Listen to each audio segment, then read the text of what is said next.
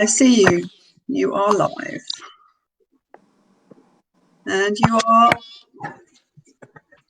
Okay, your audio and video is live. Are we live?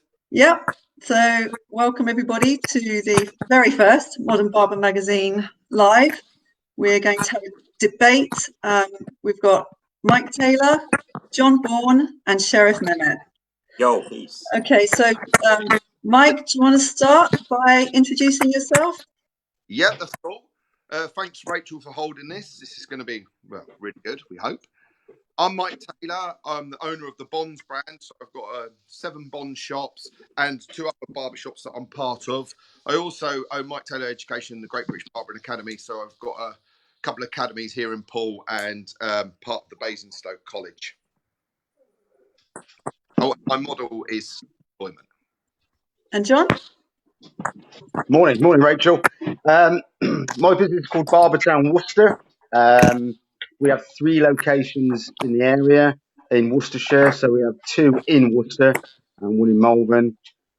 We've been in the industry a long time, nearly 30 years. So yeah, that's what we're about. And Sheriff? Good morning, everyone. I'm Sheriff Mehmet, and I'm on the MV Barbers. I've got 3 shops in London, flagship in Covent Garden, and we also have the Barber Education, and that's in Central as well. Welcome to Facebook Live. And so our question today is what will change for the barber industry post-pandemic? You share your views, guys, on what impacts you've seen on the industry and what it will mean for the future. Okay.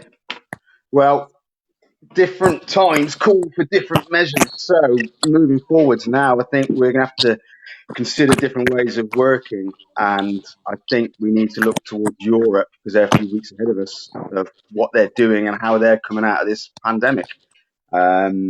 So things like social distancing measures may be relaxed, but I don't think they're going to go away. So I don't know, and with seasonal variations as well, this could come back a bit later on in the year, which is going to affect lots of people's business models going forwards. So we're now looking, how we're going to do things differently and how the change is going to change us all. I don't know what your thoughts are, guys. Yeah, I mean, I definitely think this is press the restart button for everyone. I can't see us going back now till June, July. I think anyone that thinks they're going back after Easter, you're completely mad because the report for last night the end of early.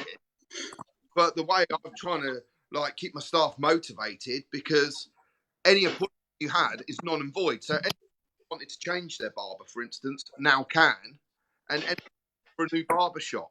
That it's all completely open. So it's the one thing to me is when we are allowed to get back open is make sure you're there and want to be there because everyone out there, any appointment you might have had for your nails, for your physio, whatever, you can change that. You can try somewhere new. So I think there's a lot of your customers you've got to keep. There's a lot of customers that might come onto your shop. So there's a lot of opportunity there as well. Yeah, I agree right there. I mean, definitely when we go back, I don't think nothing's going to go back to just opening your shops. Customers are going to walk in. I mean, social distancing. Obviously, there's going to be the thing of we are frontline, doctors and nurses, because we're in close contact. So, people are going to want to see what we was doing just before our shutdown. So before our shutdown, we were spraying down our chairs, we were spraying down, the basins and everything with disinfectants. All staff was wearing gloves and masks. We were using professional hand sanitizers for ourselves. We were using this famous Turkish cologne to spray our customers' hands, just to welcome them like they do in the kebab shops. And, just really taking desperate measures to make sure that things were sterilized and clean. And I think people are going to now want that sort of action again because, they're going to be sitting there looking at their tools. And let's be honest, I mean, a lot of barbers and hairdressers really don't use barbicide the way they should. They don't use clippicides the way they should. They don't sterilize like they should. And we definitely don't clean our chairs after every single client. Let's be totally honest. So I think a lot of the public will be more aware of this as well. So that will be one of the things that, will change our industry as well. And also, I'm not going to take no more risks talking to you guys. I'm going to put my mask on. This is where I think possibly going back to the actual barbershops, we might have to wear these protective PPE equipment because people are going to be a bit more wary about the barbershops and the hair salons. One of our viewers, Mandy, suggested that we're going to have the same kind of restrictions as dentists do in terms of hygiene and sterilising and all of those kind of precautions. As long as you charge as much as dentists. They charge more. That's the point, though. Here is this is such an opportunity for everyone because you cannot put proper sterilisation in and charge £10 a haircut. I mean, barbers have always undercharged for their services where hairdressers don't. So this is the thing is, I've even seen in groups people saying they might put their prices down. Take this seriously. Let's go up. Let's be professional and let's put the health and safety in because we can all put it in, but people haven't got time because of the money that they charge. Yeah, I agree with that. I mean, I personally have spoke to a lot of barbershop owners, hair salon owners, and everyone's obviously panicking and scared, and obviously financially and economically, it's one's business. But I've spoke to a lot of them, and they've actually said that they're thinking of going at, reduced prices, discounts. And I'm totally the opposite. I'm like, well, we charge £50 a haircut. I'm thinking of going up to 60 because someone's got to pay for us being shut down for so long, and we're going to have to take different steps to our businesses to make sure that the business is actually, sterilised every time, cleaning chairs every time, making sure the worktops are, and the sinks and the basins and the barber sides and everything's being used the way, like, Mike, me, and John do education, like we teach in education, the PPE. Yeah, well, going back to your question about the dentist, Mike, is they're regulated. They have to adhere to those standards. Yeah. What we do isn't. My Well, wife came in the barber one of shop. our viewers, Vicky Harrison Smith, says that she feels that there will be more regulation or there will be more call for regulation after this. There's got to be. There's got to be a level playing field. There's got to be a standard. I mean, a lot of public will vote with their feet, so they will know the shops and the businesses that are putting these things in place. It's a lot of the I guess in the new barber shops that are opened up, when times are good, I'm going to open the shop, I'm going to do haircuts, it's good, but the playing field's changed now. Those shops will fall away. So it's down to high standards, high level of service, communication, all your staff tested as soon as possible so they can stand behind the chair. They've either had, they've even got the immunity, they've had this disease. So your customers can come in confident knowing that all these things are in place and then you can go about doing your business.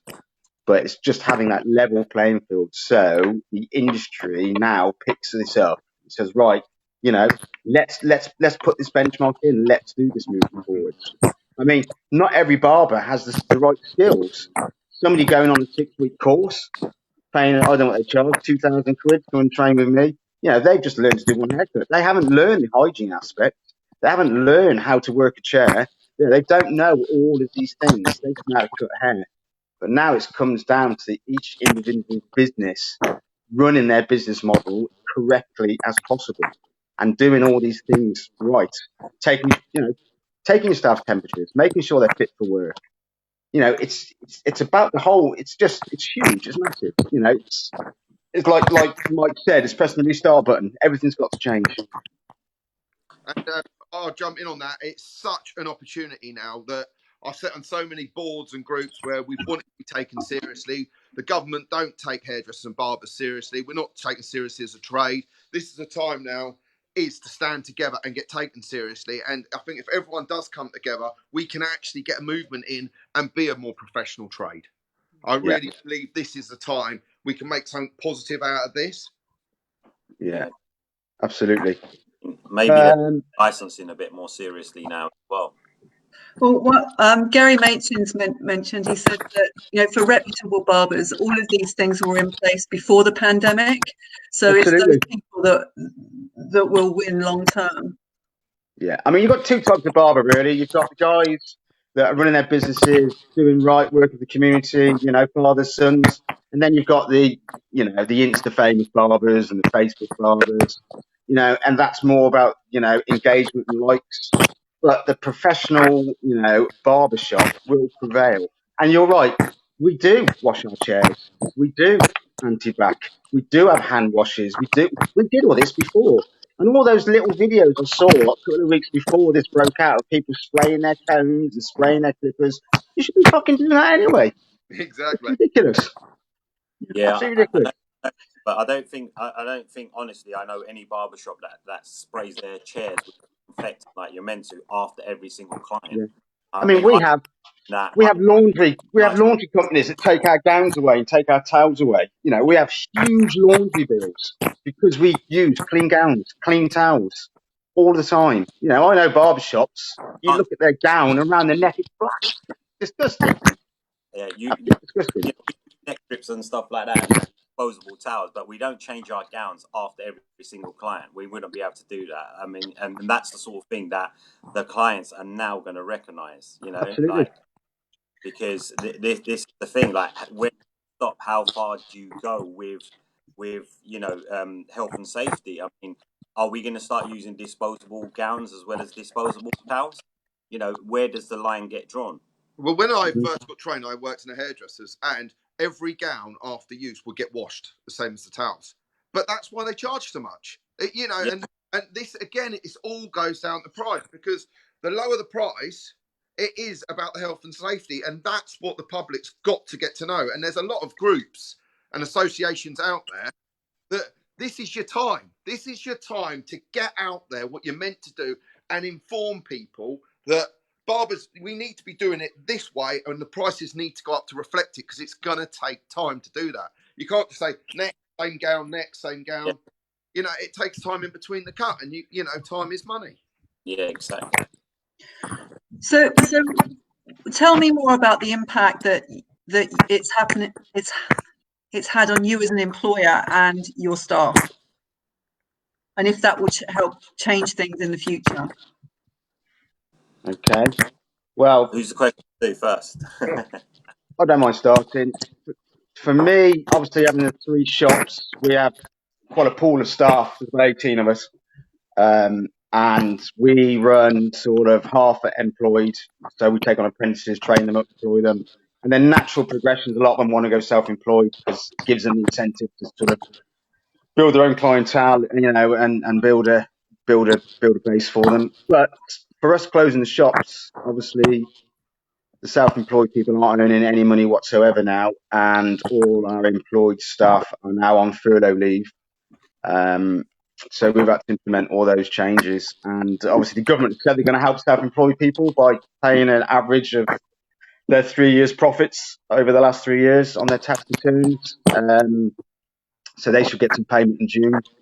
But they've got to survive till June. No earnings at all, no money. So they're going.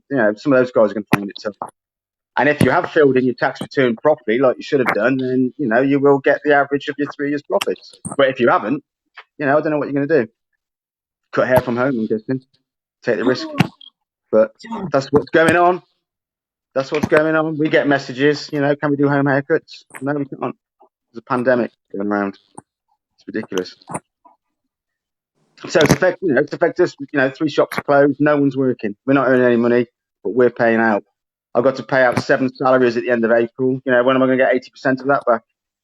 And if I don't get it at the end of April, I've got to pay out another 7 salaries at the end of May. When am I going to get that back? So yeah, it's tough. Some people won't survive that. Lucky enough, we've been going a long time, and we've always invested in the business, so we have got a little bit of a pot that we can pay. But there's going to be a lot of shops and a lot of barbers out there looking for work at the end of this. So you think that there'll be a lot of barbers on the market available? I do, yeah. There will. John, there definitely a lot of barbers on the market, and I no disrespect to any barber, but there's a lot really good barbers out there, and I'm just going to be plain and simple. There's a lot of shit barbers out there that have Yeah. just literally, qualified from YouTube or Instagram and started cutting hair, and because they can do really good editing and photoshopping, they now think they're barbers. And I personally, I wouldn't pay them people what I would normally pay certain people. And we are like, I wouldn't even let them cut my grass, but people are paying them silly amounts of wages because there's so many barbershops and there's not enough workers at the moment. So, you've got this problem of, a quality barber is worth X, and someone that you wouldn't probably hire as your junior or your apprentice is now earning what a top barber would earn. So I think there will be a lot of barbershops that are going to collapse. There'll be a lot of barbershops that do so-called self-employed, which basically we all know it's cash in hand, and there will be a lot of them that hopefully the longer this goes on, I'm not wanting it to go on longer, but the longer this goes on, they won't be able to sustain and stay in business because they won't have the funds or they won't have the financial backing. So a lot of them barbershops will close down, and a lot of the good barbers that worked in these barbershops will be available, and I think they will come back to sensible pricing. So obviously, you pay someone what they're worth, but there is a lot of barbers out there that are getting paid what they're not even due to get paid. I mean, you know, they can do one haircut or one style, whatever it is. So I don't know if you agree with that, Mike, because we had a little conversation about it before. Yeah, well, I think this again, it changed it all, and I think it might just go to an employment model. Yeah, Self-employment, because the government's already said that with the tax, they're going to put it up for self-employed people with national insurance. That is no thing. So everyone's going to want to be employed. Which, to be honest, I self-employ a lot of my barbers, but I welcome it because I've always said this. The problem's out there is your competitor, and when your competitor's getting away with so much. yeah. But I think if everything's straight and underlined, and everyone employs, prices go up. We're all professional. People get qualified. People get insured. I welcome all of that. So I think that's a massive positive. But as for my staff, I was quite surprised. A lot of them had savings. So when I spoke to them all, they all think they're going to be okay. I think that they're waiting. They've got to wait to the end of June. But there is loans out there available for them that's interest free. Yeah. So yeah, they should be all right. But I agree with you guys. I think there'll be a lot of barbershops that shut down because there's a lot of barbershops that people are on 80 quid a day, 50 quid a day, £100 a day. They're not paying their tax. The bloke that's employing them or self-employing them, whatever he wants to call it, it's not paying their tax. Yeah. Blah, blah, blah, blah, blah. So they're, up a river with no paddle, as it were. I think the owner will take his 10 grand or his 25 grand and just go off into the moonlight. Yeah. A lot of the viewers are agreeing that a lot of businesses will shut down. Philip Unsworth has mentioned that he thinks that the whole industry will go cashless, and then that means that there's nowhere to hide in terms of earnings and tax. Yeah, well, I'll just go touch on that. I'm self-employed. We're pretty much cashless as it is now. We use chip and pin and contactless payments. We have them for a long time. So our self-employed, some of our self-employed staff have their own card machines. Other self-employed staff that don't use our card machine, but the money gets paid into their bank. So our self-employed model works really well for them because it's all transparent. It's all in the bank. There's no cash. And it works for them. So they get that every single week put into their bank account. So we're just almost like a holding. So that's the only way I see self-employment working moving forward in this industry, because no one's going to have the cash in their pocket to pay. No. You go to the supermarket at the moment, they want you to pay with your card because obviously they don't want any contact. Everywhere you go now it's pretty much contactless. Yeah. That's how it's going to be in the barbershop as well. Well, in my barbershop, we are cashless. We won't be taking any cash. I mean, I'll jump on that. I mean, my business model is completely different to Mike's and John's. I don't have any self-employed. All of my staff are employed, and they always have been employed. And me and Mike have spoke about this before. Like, a lot of people are really surprised when I say all my staff are employed. Now, the good thing is now, obviously, with the furlough and people having to get paid, you know, they're all on payroll, and basically, you know, a lot of my friends are calling me again, what are you doing about your staff? And I'm like, well, the government have said I've got to pay me 80%. I'm in touch with my accountant every single day, and I get live updates with him saying that, look, like on March the 30th, all my staff got paid their salaries of 80% for the 2 weeks, and obviously 2 weeks before that. And basically, I was told that I have to pay my staff because there is a slight loophole in this whole thing with the government's 80%. And the loophole is, if you don't pay your staff, then you have to lay staff off, which then means they're not entitled to the furlough 80%, which then means they've got to go onto benefits, universal credits, or whatever it has to be. So, in as far as my staff go, they will all tell me that they are all employed, and most of them always complain when they get a rise that, you know, some of that money is going to tax and national insurance and pensions and whatever. But now they must be really all grateful with the fact that they're all employed and they're all on the payroll, because, you know, we don't know if this is going to go 2 more weeks, 3 more weeks, 3 months, 6 months, or if it's going to, you know, let's go back to normal and then we're going to shut down again. So, you know, I think there does need to be a big change, and I understand why the self-employed people are out there, because, like Mike said, you can't compete with these unnamed barbershops that we all know who they are. We're not going to mention them because we'll have death warrants towards our names, but we know who they are. Even the big professional companies that, not going to mention any names, they have 20 salons at the moment. They're playing the fiddle and that game as well, and this is what makes it hard for normal barbershops like yourself, Mike, that we can't employ people because you can't compete with people that are ruining the industry. So I think this is time for change. Can't read it. Well, I would say that that's the most thing. People always need barbers for some weird reason. That's why I'm inundated with students. But I think that will change now. Like you said, there'll be a lot of barbers available. Yeah. John, you mentioned social distancing measures. How will you manage that in your barbershops? Well, again, until we know, we're always thinking about the business plan moving forwards, and we've got some quite sort of large spaces. You know, one shop's got 7 chairs, one's got 6, one's got 5. So we're thinking we might have to take a chair or 2 out to provide a bit more space. But we're also thinking of keeping the shops open for a lot longer, so having shifts. So you have one shift work 8 till 3, and another shift work 3 till 8, or something, you know, something like that. But again, until we know moving forwards what the implications are going to be coming out of the other side of this, we're not sure.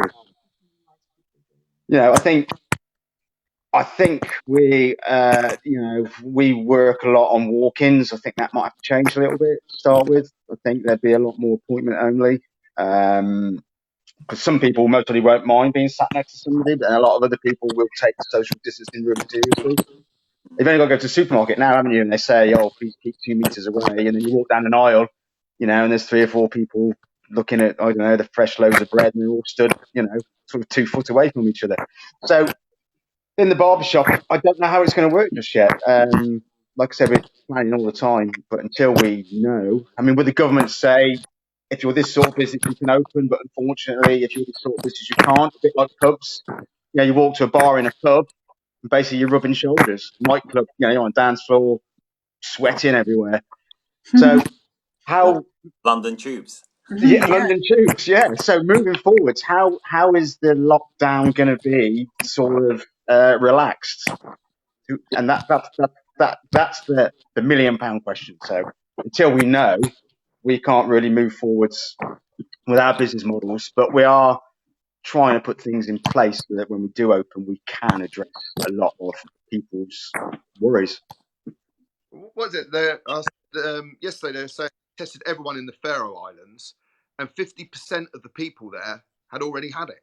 So I think we're waiting till they get the tests, and then there'll be a hell of a lot of us that had it, and then maybe we'll have to, we the ones that can go back to work, the people that's had it, not saying I've had it, I might have done, but then maybe we have some sort of band where we can work, and the other people, I don't know, maybe that's their plan of getting us back in. Yeah, and I think as well, what you got to remember from a business point of view as well, I think when we do come out of back of this, I think in a couple of years' time there will be a lot of legal issues as well about people. Well, you made me come back to work, and my furlough leave, it wasn't correct in my contract. A bit like the PPI, whatever it is. Did you have this 10 years ago and claim? So again, I think moving forward, I think a lot of businesses have to think of that as well, because your staff, well, they're working for you, they're good and stuff, but the minute they get a sniff, they might be able to get £5,000 compensation or £6,000 compensation. Where there's a blame, there's a claim, and this movement, as well, will happen. And how do you protect yourself as an employer? Say that again, Rachel. How do you protect yourself from that as an employer? Well, we took when it first happened, we went to a legal solicitor and got new contracts drawn up with all the furlough, sort of additional add-on and everything else. So we've tried to cover sort of every eventuality. We had to have sort of an amendment to the contract to cover the furlough leave. So we put all that in place as well, because we try to run everything, as transparent as possibly can. We're a big team, and otherwise, you can't get staff. Treat them bad, they go, they move on. Yeah. So we just try to look after everybody as much as we possibly can going through this. And we may as well just bring up the spectre of people that might still be working. Is that something that you have seen, and how will that impact someone's employability long term? Well, just they just don't realise what the whole situation we're in. Well, it's been a couple of weeks. If you can't go a couple of weeks without a bloody haircut, then really, it's. We've had some messages on social media from some young lads, do you do home visits and that sort of thing? But it's not the sort of thing that we do. But there are barbers out there doing it. I'm pretty sure. I wouldn't employ them. I mean, can I jump in on that, John? More so with the barbers doing the home cuts or home visits. The thing that I am against, I'm not against it with education. I am against it with a lot of barbers are actually teaching or just going live on mostly Instagram on how to cut your hair at home. Now, it's fine if you're showing them a little beard trim and how to look a little bit tidy. Obviously everyone's at home depressed and just locked up, don't know what to do with themselves. But I'm not agreeing with all this. Go down to Sainsbury's and Tesco's or Sainsbury's has got Argos, still buy home clippers or order it on eBay because they're still operating. And there is a lot, and I've seen a lot of people teach people how to cut hair. Now, I'm not name and shame them; they know who they are. But are you that desperate and that bored that you're sitting at home teaching people how to cut hair? And I actually done an Instagram survey on this yesterday, and it came back like the way I wanted it to come back. It came back with 89% of people disagreeing with barbers and hairdressers showing people how to cut hair at home. There was one particular guy that was teaching people how to color hair at home, and I this could probably have a long-term effect on our business. And I tell you why I think it can, because if people get used to, say, like myself, I'm always short around the sides and a little bit longer on top. And then all of a sudden, I've got myself a clipper. I'm not a barber. I've run a number 2 all over or a number 1 all over. And now I've got used to it. And I'm like, this is easy. Then everyone goes back to work. And these people might not have the funds or the money to come into the barbershop to have their hair cut. And they carry on, getting their wives to shave their hair off or their kids to shave their hair off. And this will have a long-term effect on our business financially as well. And it'll be a disaster. See, let me jump in. I don't think that would happen. I think everyone will go back, get their haircut fixed, and they will do balls ups at home. But the thing that really annoys me is we're tradespeople. We want to be respected for our trade. In 15 years of teaching, I have never taught anyone that said, God, this is easier than I thought it was. They've always said, whether they're natural or not at it, it's harder. Yeah, so let's stop getting out there and underselling us. Say, all you got to do is this, all you got to do is that. We're tradespeople. Let's have a bit of respect. My mates that are plumbers, they're not showing me how to do taps. They're not, chill out, do your garden. Like Sheriff said, if you're bored, come on, let's not undersell each other. Yeah. We are tradespeople. It is hard to do it. We're brilliant at what we do. Let's give ourselves a round of applause, not get on and go, all you got to do is this. And it's the same with the education. There's a lot of people online, giving out education for other hairdressers and barbers. That's fine, but I've got a really good friend of mine, Kevin Lutchman, and he goes online and says, if you want to see my education, you can subscribe to it, you can pay for it, and you can watch it live. So at the end of the day, if you want to watch a professional do a haircut or style hair or a beard trim or a then why should we be giving that away free at the moment? Because this is going to have an impact on barbering education. When we go back to work, is the education going to be the same? Is there going to be education out there? Or have people put so much free education online that people have recorded it, watched it, and don't need it no more? Oh, I've seen you do it. I don't need to see you again. So, let's not, as Mike said, we're professionals. Let's not sell our souls. We're bored, and just because we insta famous, because like I know people that got 50,000 followers, and when I watch them live, they've got like 30 people watching them. So how famous are you? Because everyone is now sitting at home. Don't laugh, Mike. Don't laugh. You know what I'm talking about. Don't go there.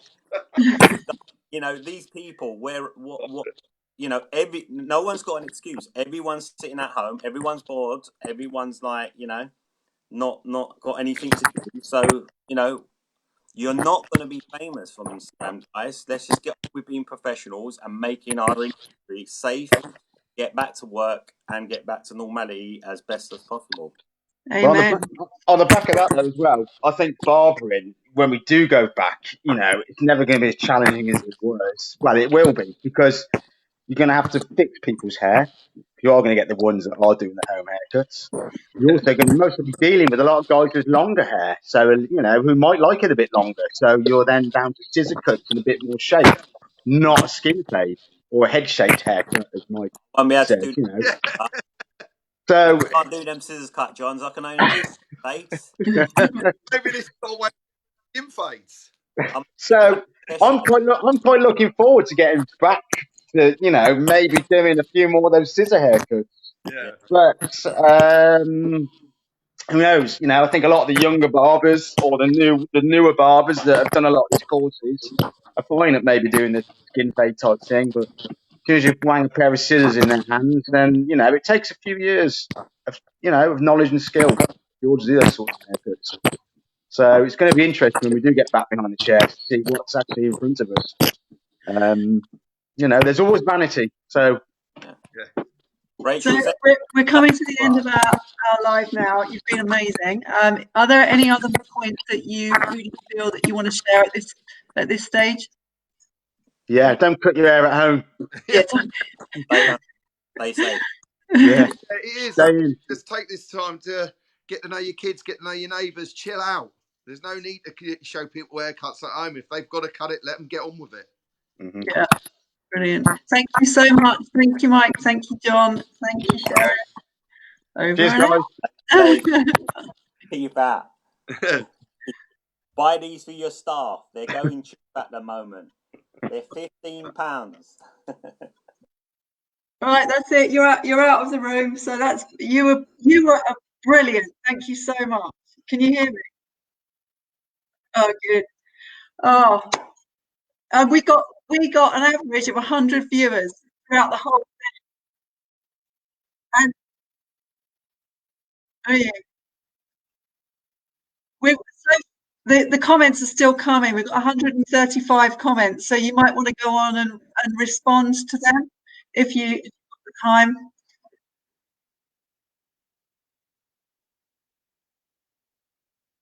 Oh, no, that's right. That's correct. All right, I'm gonna check out now. Thank you so much.